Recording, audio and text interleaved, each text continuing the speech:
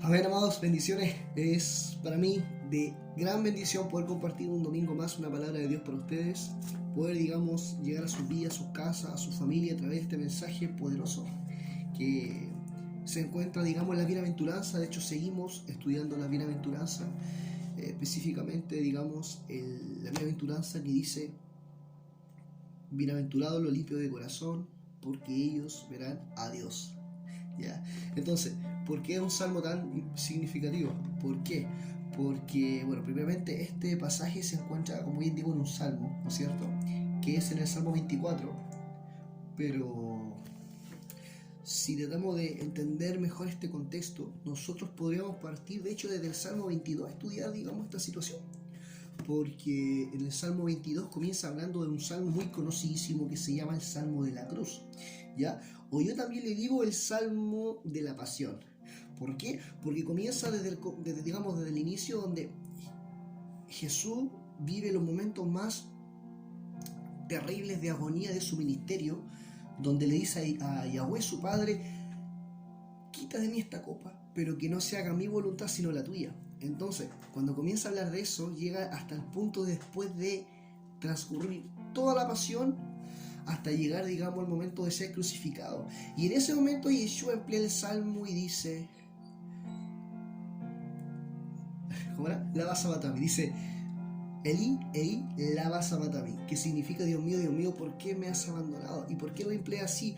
¿O por qué lo dice en ese momento? ¿Por qué estaba profetizando, mejor dicho, llevando a cabo esa profecía, en el salmo?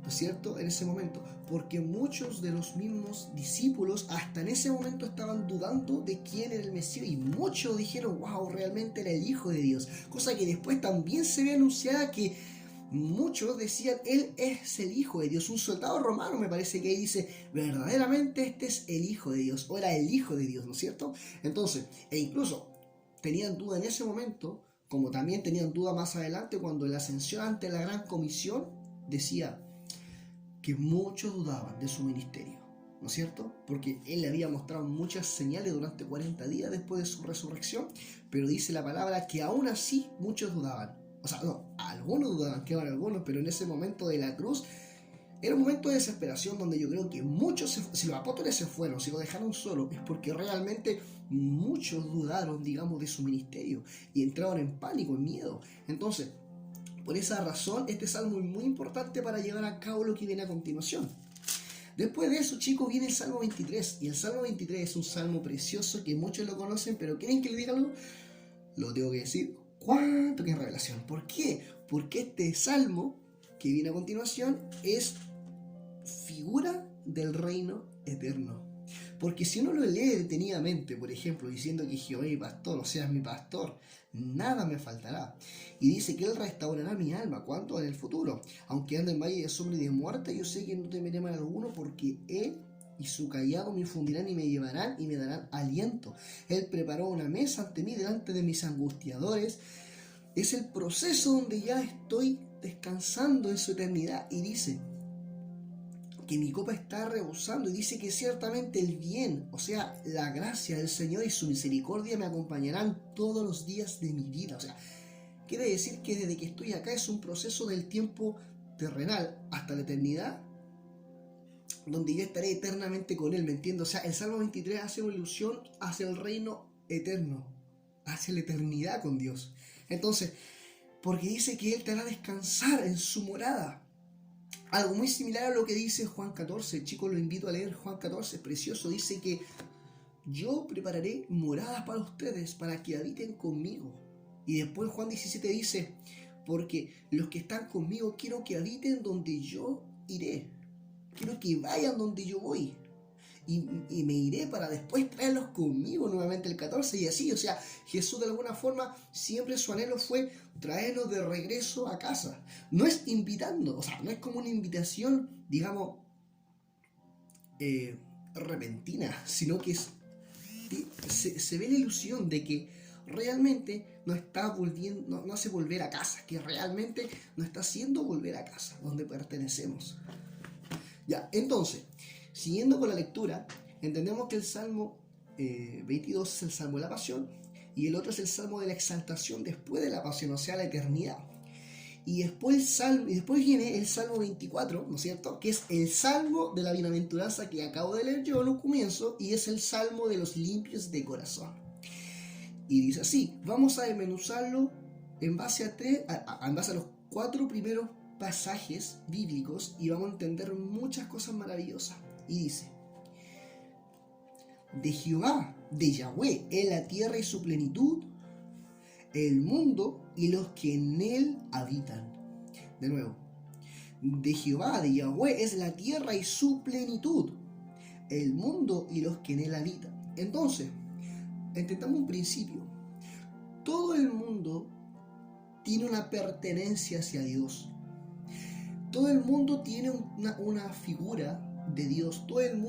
Porque en todo el mundo se puede reflejar la gloria de Dios. Dice en Romanos 1 que aquellos que no creen en Yahweh simplemente no tienen excusa alguna, porque realmente Dios se lo manifestó no solamente a sus hijos a través de la palabra, de su revelación, sino que al mismo impío se le reveló a través de su creación, y ellos rechazaron y prefirieron obviamente adorar a ídolos mudos, ya vamos a hablar de eso, porque realmente su corazón estaba entenebrecido. Entonces, ¿por qué lo digo así?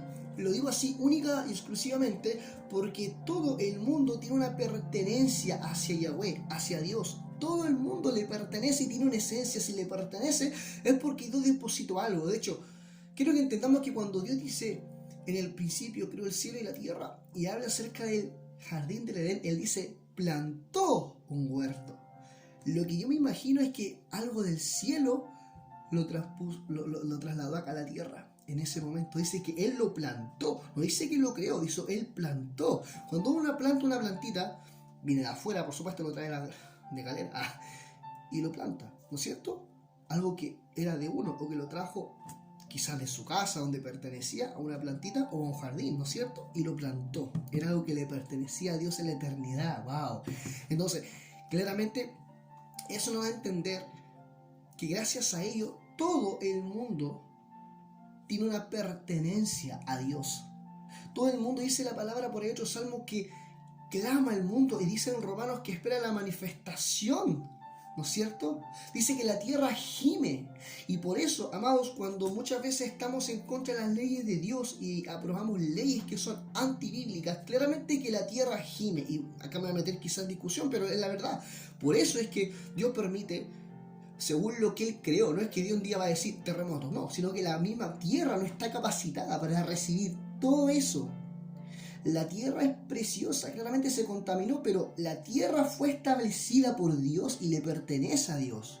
Pero claramente la tierra no soporta ver tanta maldad, por eso estamos como estamos, por eso los terremotos, las catástrofes muchas veces que han sucedido en muchos lugares, porque la gente le ha dado la espalda a Dios. Eso acontece y es cierto. Y bueno, la tierra le pertenece a Dios, la tierra es de Yahweh, ¿no es cierto? Y tiene esa identidad en Él. Por lo tanto, nosotros que somos sus habitantes, como dice el Salmo, fuimos creados como parte de la tierra, o sea, venimos de la tierra y fuimos creados, como dice el Salmo, para adorar a Dios. Únicamente para adorarlo por la eternidad, que eso no significa estar siempre con las manos arriba, no, tu adoración, hermano, tiene que ser con tu corazón, tu adoración tiene que ser en tu diario vivir, ser agradecido. La mejor adoración es ser agradecido. Si tú eres agradecido, estás adorando de corazón, de verdad, y eso es lo que Yahweh quiere, que adores, que seas agradecido, que seas obediente, que confíes en Él, que le creas. Entonces, a eso se refiere. Toda la tierra tiene una pertenencia hacia Dios. ¡Qué maravilloso! De Él es su tierra y la plenitud. El 2. Porque Él la fundó sobre los mares y la firmó sobre los ríos. O sea, Dios estableció este mundo sobre una esfera de agua. En la creación, en Génesis, explica bien este concepto. Y dice, las cuales significan vida. ¿Por qué Él estableció o la fundó sobre una esfera de agua? ¿Por qué? Porque el agua o el mar significa vida. Y Dios, o Yahweh, preparó, digamos, esta tierra para que habitásemos en ese lugar. No en otros planetas como algunos lo están haciendo, y el estado profundo ya está buscando alternativas para vivir en otros planetas. No, hermano.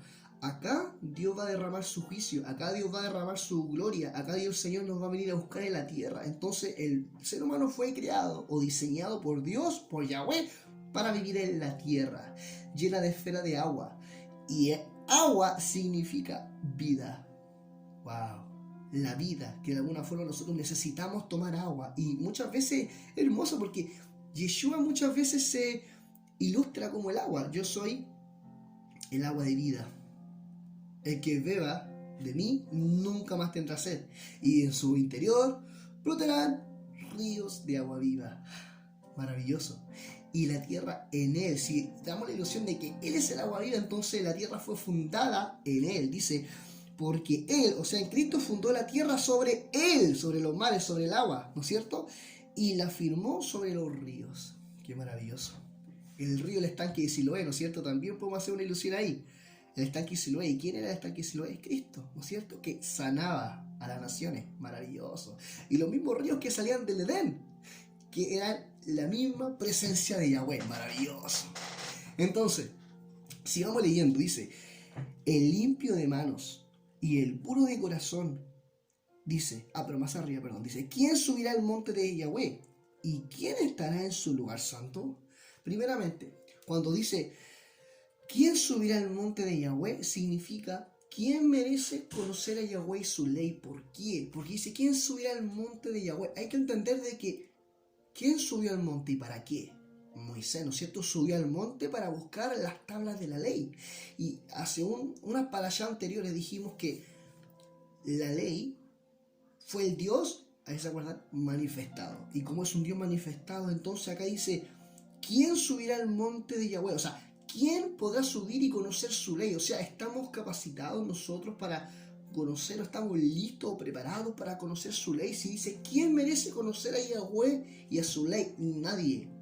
Porque todos pecamos y estamos, la Biblia dice, destituidos de la gloria de Dios. Por lo tanto, el ser humano como tal, cuando cayó por la desobediencia de Adán, desde ese momento Dios se apartó, su presencia se apartó del ser humano.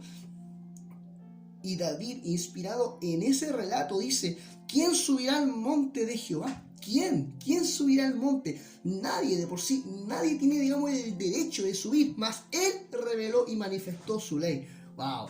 Maravilloso. Él dice, ¿quién merece conocer a Yahweh y a su ley? Nadie merece conocer su ley ni a Yahweh, ni Yahweh ni su ley.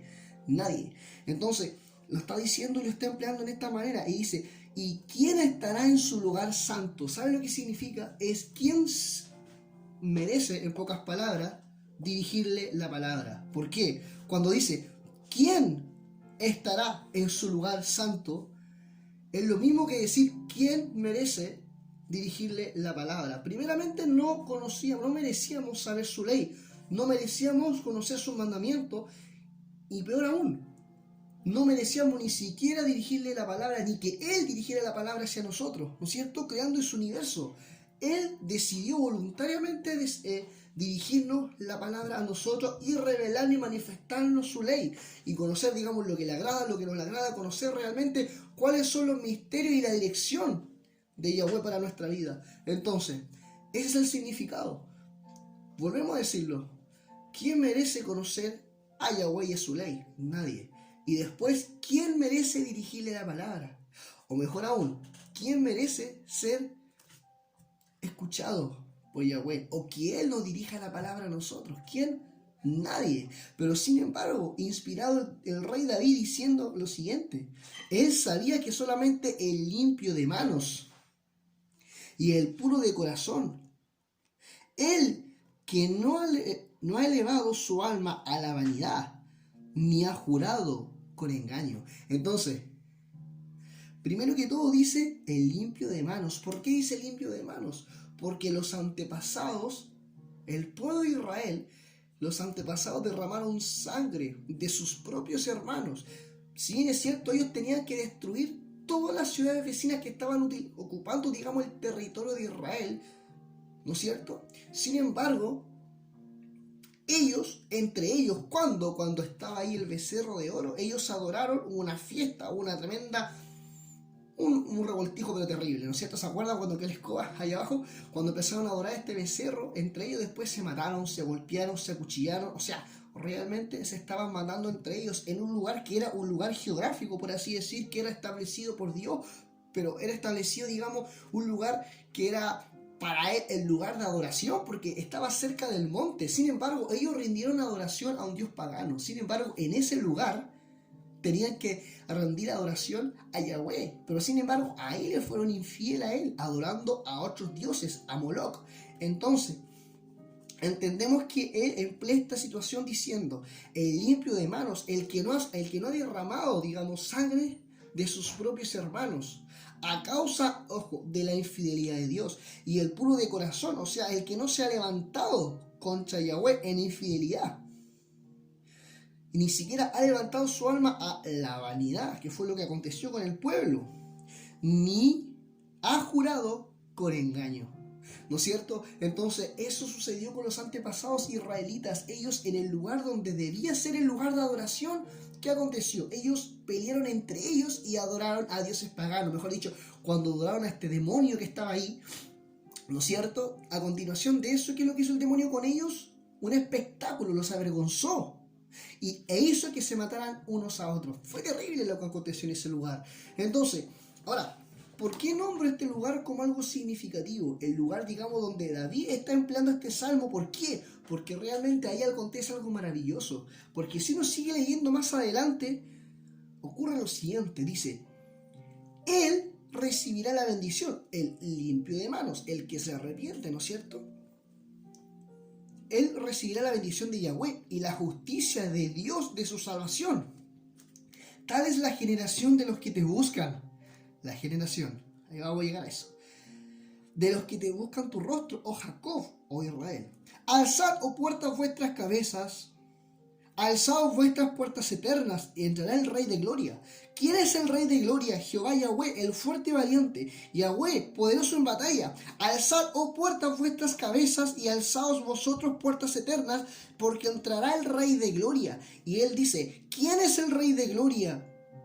Jehová de los ejércitos. Él es el Rey de Gloria. Y este salmo se emplea de una forma tan maravillosa y se puede ver reflejado en el mismo Mateo 21, donde dice lo siguiente. En Mateo 21, 1 al 11, lo vamos a leer completito. Mateo 21, del 1 al 11. Dice, para que entremos en el contexto, porque acá vamos a tener una revelación maravillosa. Dice, y cuando se acercaron a Jerusalén, los discípulos de Jesús y Jesús, por supuesto, y vinieron a Betfagé y al monte de los olivos, entonces Jesús envió a 2 de sus discípulos diciéndole, id a las aldeas que está delante de vosotros, luego hallaréis un burrito atado en un molino, y con ella la desatarás a ella y al burrito. Traédmelos, y si alguno dijere algo, decirle, oiga, el Señor lo necesita, y luego los volverá a traer aquí. Estoy parafraseando para que se entienda. Todo esto fue hecho para que se cumpliese lo dicho por el profeta que dijo, ¿no es cierto? Decid a la hija de Sión, he aquí tu rey, que viene manso y humilde, sentado sobre un asna, sobre un burrito, y su hijo de animal de su yugo. Y sus discípulos fueron e hicieron como Jesús les mandó, y trajeron el burrito y su hijo, y lo pusieron sobre ellos sus mantos, y se sentaron encima. Y la multitud, al verlos a ellos, que era muy numerosa, tendieron sus mantos en el camino mientras ellos pasaran, y otros cortaban sus ramas de los árboles o de palmera, y las tendían en el camino. Y las multitudes que iban delante y los que iban detrás clamaban todos juntos diciendo, Hosana, hijo de David. Wow, ¿y quién escribe el salmo? David, ¿no es cierto? Y dice, bendito el que viene en el nombre del Señor, Hosana en las alturas. Y entrando en Jerusalén, toda la ciudad se conmovió diciendo, ¿quién es este? Y la multitud decía, este es Jesús el profeta de Nazaret de Galilea. ¡Wow! Maravilloso. Acá está empleando una realidad. Jesús, sabemos que desde el comienzo, después de su bautismo, comenzó a hacer señales, milagros y maravillas. Y en ese momento mucha gente, hay que ser sincero con algo, mucha gente lo seguía por los panes y los peces, y eso se ve reflejado en Juan 6, ¿no es cierto? Pero hay que entender algo fantástico. Hay que entender de que en aquel momento también, muchos lo seguían, digamos, por su necesidad, más que por un hambre, ¿no es cierto? Entonces, si entendemos ello, podemos decir que Yeshua en un momento, antes de entrar con el burrito, tiene dos significativos. Primero, entró con un burrito significa humildad. Y segundo, necesitaba entrar en ese lugar que ya había sido evangelizado para que se entienda. ¿Y por qué entró en ese lugar? Quiero que entienda una cosa. Yeshua entró en aquella ciudad. ¿Y saben qué ciudad fue esa? Donde él entró humildemente con un burrito. Fue aquella misma ciudad donde sus hijos, los israelitas, le fueron infieles. Donde le fueron infieles. En ese lugar donde Israel le fue infiel, Yeshua tenía que entrar para restaurar y reconciliar a su pueblo. ¿Cuántos quieren revelación? Entonces, Yeshua entró en aquella ciudad donde sus hijos le fueron infieles y donde derramaron sangre de sus hermanos. Y eso de derramar sangre sabemos que es un tema delicado, sabemos que uno derrama sangre, digamos, por adoración, ¿no es cierto? O sea, por expiación, ¿no es cierto? Y ahora se ven reflejadas muchas situaciones en este evento cuando Yeshua iba pasando con el burrito, ¿no es cierto? Y la gente realmente, wow, se maravillaba de él. Insisto, Yeshua entró en ese lugar porque necesitaba reconciliar a su pueblo con él. En el mismo lugar donde le fue infiel necesitaba reconciliar a su pueblo. Segundo, Yeshua entró a la ciudad porque ese pueblo le pertenecía. Perfectamente pudo haberse ido a otra ciudad, digamos, más, no sé si decir fiel, pero sí una ciudad, digamos, más comprometida, una ciudad un poco más carismática, no. Él dice, y Yeshua entró a la ciudad porque ese pueblo, a pesar de que fuese infiel, le pertenecía. Amén, maravilloso, le pertenecía. Ese pueblo le pertenecía. En su primera venida, o sea, en ese momento, en su primera venida, entró con toda humildad. Y con toda humildad, ese burrito ya sabemos qué significa humildad. Entonces, entró con toda humildad, ¿no es cierto? Y con toda humildad tomó a aquellos que le pertenecían. No por la fuerza como lo hacen en el Apocalipsis. Sabemos que en el Apocalipsis los toma a los suyos por la fuerza, ¿no es cierto? O sea, su reino lo toma por la fuerza. Entonces, en su primera venida, humilde, incluso el nacimiento de un pesebre. Pero acá dice que en su primera venida, con toda humildad, tomó a aquellos que le pertenecían, aquellos que estaban cansados y abatidos. Y eso es lo que sucede y declara Jesús en Mateo 11, 28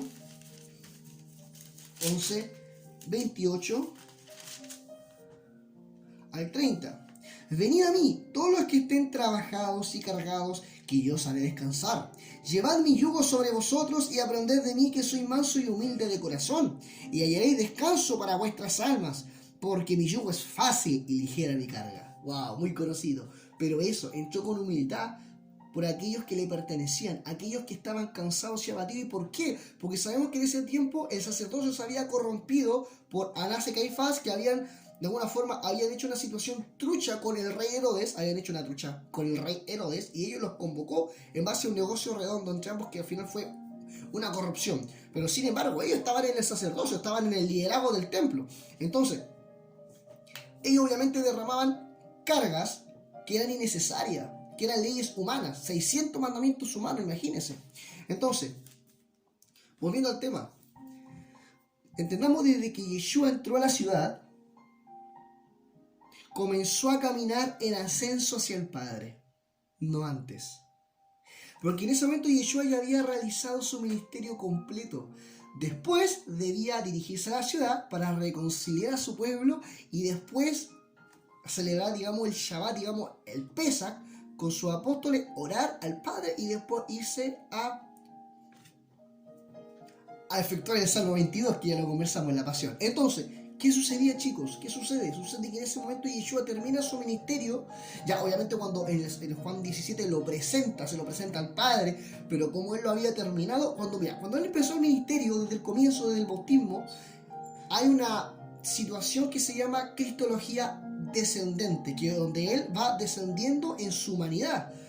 Pero después, cuando él entra, ya realmente el pueblo lo reconoció y realmente lo siguió de corazón. Y cuando lo siguió de corazón, él dice en sí mismo, wow, ya cumplí el ministerio, por lo tanto él comienza a ascender. Y al ascender, como él era rey, tenía que obviamente alucinar o llevar, digamos, esa situación de su vida o de su ascenso en una situación similar a la de un rey. Como era rey, tenía que entrar por la ciudad como un rey. Entró en un burrito humildemente, pero como rey. Y en ese momento, al terminar su ministerio, listo, hacia arriba, agradeciendo al Padre. ¿Y por qué hacia arriba? Porque le está dando la gloria al Padre. Wow, wow, wow, maravilloso. Entonces, entró a la ciudad caminando hacia arriba, hacia el Padre. Luego llegó al monte, nunca dejó de caminar hacia abajo. O sea, siempre después fue subiendo. Después llegó al monte y entrega su ministerio a Yahweh. Y después celebra el Pesaj. Y después comienza el Salmo 22, la pasión. Amén, maravilloso. Entonces, como lo dijimos, desde que Yeshua entró a la ciudad, sabemos que el pueblo lo siguió de corazón. O sea, ¿qué significa corazón? Que realmente en ese lugar la gente lo siguió de corazón. Cuando andaba rodeando las aldeas, no, la gente iba por los panes y los peces, pero en ese lugar lo siguió de corazón. ¿Y por qué? Ya lo dijimos, es una revelación sabida. ¿Saben por qué lo siguió de corazón? Porque en ese lugar el pueblo había sido infiel y solamente en ese lugar el pueblo tenía que reconciliarse con Yahweh. ¿Cuánto que la revelación me está entendiendo? Entonces, eso sucedió. Sucede que en ese momento, ahí donde le fue infiel, realmente el pueblo le siguió y lo adoró de corazón. ¡Wow! Maravilloso. Entonces, y esto es lo más precioso. Desde que Yeshua entró a la ciudad, todas las familias del pueblo comenzaron a restaurarse, comenzaron a caminar unánimes hacia un solo objetivo, porque ya muchas personas cuando iba saliendo por el lugar de la calavera, muchas familias venían tras Yeshua y le decían: Yeshua, hijo de David, y adoraban y le daban agua y lo miraban con lástima, obviamente, pero claramente ya creían en él y muchas familias se habían entregado y habían dicho: este es el rey. O sea, decía que era una gran multitud la que cortaba ramas de árboles y le adoraba, y su ropa la extendían para que él pasara. O sea, la familia completa estaba unánimes adorando a Dios en un solo espíritu. Maravilloso, qué maravilloso. Entonces, si hablamos de esto, ¿qué significado tiene, digamos, con los limpios de corazón? Vamos a Juan, primero de Juan 3.3. Primero de Juan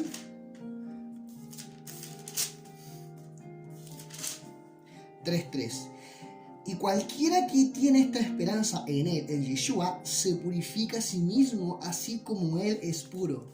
¿Qué significa esto? El estar sirviendo a Yahweh nos mantiene completamente puros, porque nos hace estar responsable de tener una vida íntegra, una vida rendida a la santidad, porque tenemos que estar en esa condición para poder entregar su palabra y su mensaje. Entonces, hay que entender de que Yeshua emplea su ministerio de muchas maneras. Por ejemplo, en Santiago, acá voy a dar algunos 3 pasajes que para respaldar el pasaje anterior, donde dice en Santiago 1.27, que dice lo siguiente.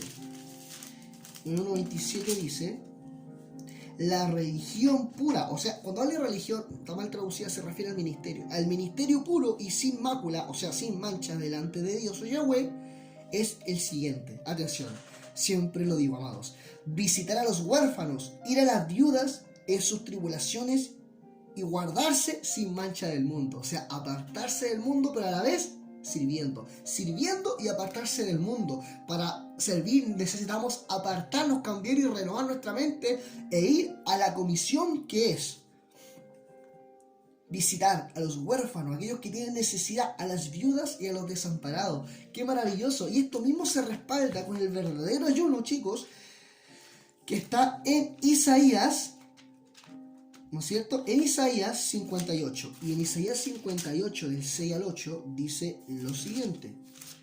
Del 6 al 8.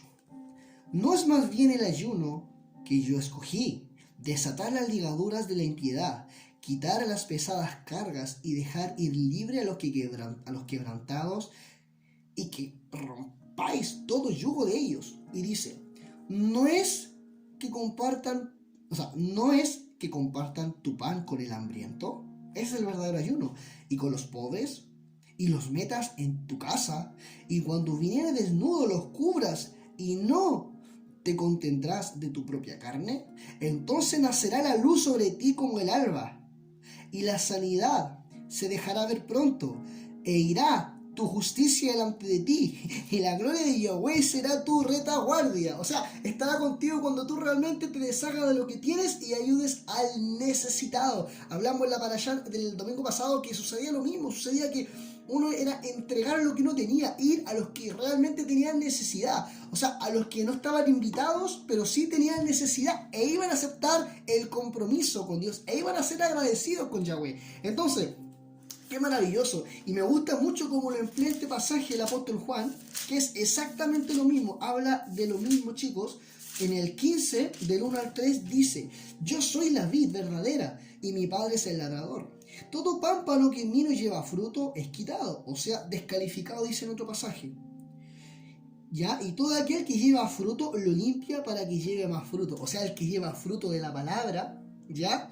Ese realmente Dios lo perfecciona y lo hace entrar en una madurez espiritual, en un crecimiento de la palabra, de conocimiento de la palabra, para que únicamente tú lo transmitas a otra persona.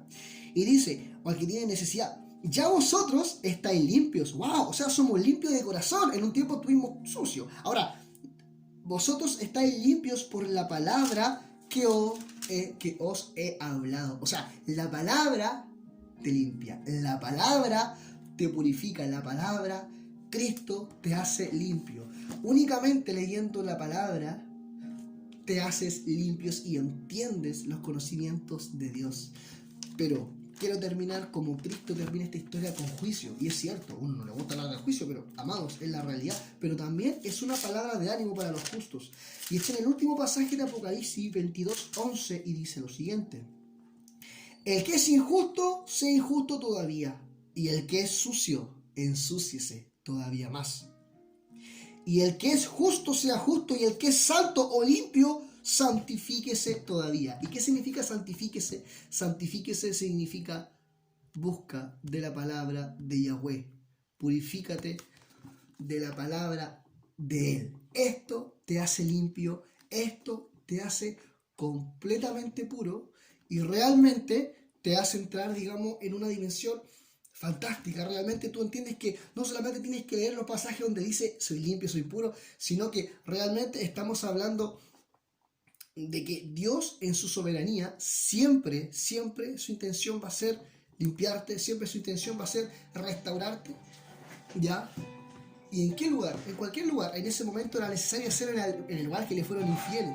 Pero si tu corazón le fue infiel, ese mismo corazón quiere limpiarlo. Dios no quiere sacar este corazón, quiere poner un corazón, o sea, quiere usar y restaurar tu corazón nuevamente. Eso es lo que Dios quiere hacer, restaurar tu corazón una vez más. Dios quiere restaurar tu corazón. Amén. Dios te bendiga. Oremos. Amado Dios, gracias por este día, gracias por la oportunidad que tú nos das para poder ser de bendición para mis hermanos, Señor. Yo te pido, Dios mío, que seas tú bendiciéndolo a través de este pasaje, Señor. Gracias porque decía tu palabra que llegará el momento, Señor, donde tú pondrás un corazón nuevo, y significa renovar este mismo corazón en un corazón de carne real, no de piedra, Señor, que eran tu ley, Señor, donde tú te manifestaste al pueblo de Israel, sino que tú quieres manifestarte en nosotros, escribir tu palabra en nosotros, Señor. Que tu Biblia, que tu palabra sea nuestra única autoridad, Señor. Queremos, Dios mío, que esta palabra sea edificada y pueda restaurar corazones rotos, Señor, familia, porque hablamos de la familia. Tu ministerio es a la familia, Señor.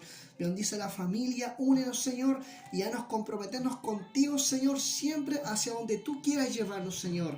Te agradecemos, Señor. Gracias, Dios maravilloso. Te adoramos, Señor, y que seas tú en nosotros cada día. Gracias, Señor. Amén. Dios te bendiga, que sea una semana maravillosa y espero seguir viéndote y que Dios te siga bendiciendo en este tiempo. Dios te bendiga.